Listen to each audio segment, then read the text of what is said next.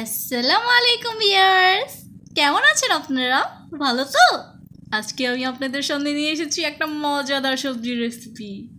3 ধরনের সবজি দিয়ে এই সবজিটা তৈরি করা হয়েছে। আপনারা কি খেতে চান? তাহলে আমাদের বাসায় এসে পড়ুন। তো চলুন দেখে নিই আমরা এই মজাদার রেসিপিটা। তো চুলায় একটা প্যান বসিয়ে সেটাতে দিয়ে দিলাম তেল, আর তেলের মধ্যে দিয়ে দিলাম জিরা। তারপর দিয়ে দেবো এখানে বেগুনগুলো কিউব করে কেটে নেবেন।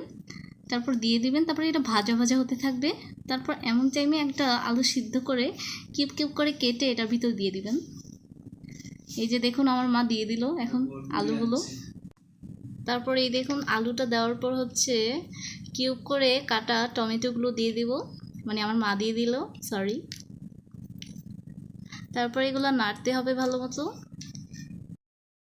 তো এই পর্যায়ে নাড়াচাড়া শেষ হলে একটু লবণ দিয়ে দিবেন। অ্যাকচুয়ালি লবণের ভিডিওটা স্কিপ হয়ে গিয়েছিল, তাই দেখাতে পারিনি। আপনারা দিয়ে দিন সময় করে ঠিক মতো। তারপর এই যে দেখুন আমার মা খালি নাড়ছেই আর নাড়ছেই। তারপর নাড়া শেষ করবে আর সবজিটা সিদ্ধ হওয়ার জন্য তারপরে আস্তে করে ঢেকে দিবে আমার মা। তো দেখুন আমার মা ঢাকনা দিয়ে ঢেকে দিল। তারপর ঢাকনাটা খুলবেন, খোলার পরে আবার নাড়াচাড়া করবেন।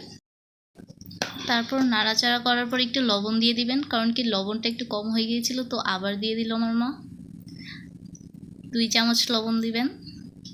তারপর আবার নাড়াচাড়া করবেন যাতে লবণটা ভালো মতো মিশে যায়।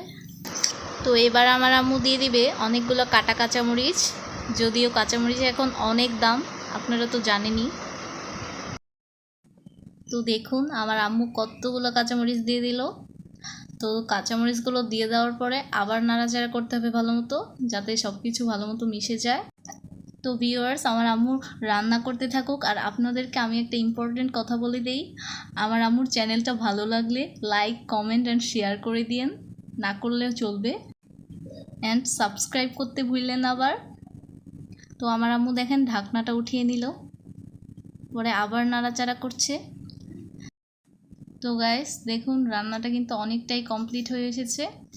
তো এই পর্যায়ে এসে আমার আম্মু দিয়ে দিবে ধনেপাতা। ধনেপাতা দিলে কিন্তু গ্রানটা অনেক গুণ বেড়ে যায়। আর গাইস আপনারা কি জানেন, এই সবজিটা আমার বড় বোন রাইয়ানের অনেক ফেভারিট। সো আপনারা এটা নিশ্চয়ই বানিয়ে খাবেন। তো দেখুন আমার আম্মু আবার ঢাকনা লাগিয়ে দিল। এই যে দেখুন ঢাকনা খোলার পর রেসিপিটা কমপ্লিট হয়ে গেল। তো গাইস প্লিজ এই রেসিপিটা আপনারা বানিয়ে খেন, অনেক মজা হয়েছে, আমার কান্না এসে পড়লো। তো বাই, টাটা।